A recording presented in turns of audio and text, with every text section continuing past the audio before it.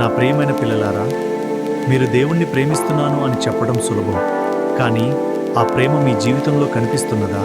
దేవుణ్ణి ప్రేమించడం అంటే ప్రతిరోజు ప్రార్థించడం మాత్రమే కాదు, మీ ఇంట్లో ఉన్న వారిని గౌరవించడం కూడా. మీ తల్లిదండ్రులను సంతోషపరచండి, మీ పిల్లలకు ప్రేమ చూపండి, మీ జీవితాన్ని అర్థం చేసుకోండి. మీరు ఒక ఆకలితో ఉన్న వారికి అన్నం పెడితే, మీరు ఒక దుఃఖంలో ఉన్న వారిని ఓదార్చితే, అది నన్నే ప్రేమించినట్లు. ప్రేమ మాటల్లో కాదు, చర్యల్లో కనిపించాలి. మీ హృదయంలో ద్వేషం ఉంచకండి, క్షమించండి, దయ చూపండి. దేవుణ్ణి ప్రేమించేవారు మనుషులను ద్వేషించలేరు. ప్రేమే నా ఆజ్ఞ, ప్రేమే నా మార్గం. ప్రేమతో నడిచే హృదయం ఎప్పటికీ ఖాళీ కాదు. శాంతి మీతో ఉండుగాక. నా ప్రేమైన వాళ్ళారా, దేవుణ్ణి ప్రేమించడం అంటే కేవలం మాటలతో కాదు, హృదయంతో జీవించడం. మనసారా ప్రార్థించడం మాత్రమే కాదు, ప్రేమతో నడుచుకోవడం కూడా. మీరు దేవుణ్ణి ప్రేమిస్తున్నానని చెప్తే మీ పక్కనున్న మనిషిని కూడా ప్రేమించండి. ఎందుకంటే ప్రేమ లేని హృదయంలో దేవుని వెలుగు నిలవదు. క్షమించండి, సహించండి, సహాయం చేయండి. మీరు ఒకరి కన్నీటిని తుడిచినప్పుడు అది నా హృదయాన్ని తాకుతుంది.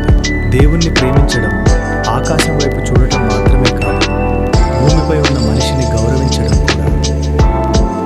మీ కుటుంబంలో ప్రేమ ఉండాలి, మీ మాటల్లో దయ ఉండాలి, మీ చేతుల్లో సహాయం ఉండాలి. అప్పుడు మీరు నిజంగా దేవుణ్ణి ప్రేమిస్తున్న వారు అవుతారు. ప్రేమే నా మార్గం, ప్రేమే నా ఆజ్ఞ. శాంతి మీతో ఉండుగాక. నిన్ను ఎవరో చిన్న చూపు చూశారని నీ హృదయం నొప్పిగా ఉందా? గుర్తుంచుకో, మనుషులు బయట రూపాన్ని చూస్తారు, నేను నీ హృదయాన్ని చూస్తాను. వాళ్ళు నిన్ను తక్కువగా అంచనా వేసినా నేను నిన్ను గొప్ప కార్యాల కోసం ఎన్నుకున్నాను.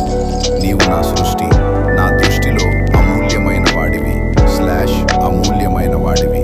వాళ్ళ మాటలు నీ విలువను తగ్గించలేవు. నాతో ఉంటే నీవు బలమైన వాడివి. ధైర్యంగా నిలబడు. సమయం వచ్చినప్పుడు నేను నిన్ను ఎత్తి నిలబెడతాను. నా ప్రియమైన బిడ్డ, నిన్ను ఎవరో చిన్న చూపు చూశారని నీ హృదయం నొప్పిగా ఉందా? గుర్తుంచుకో, మనుషులు బయట రూపాన్ని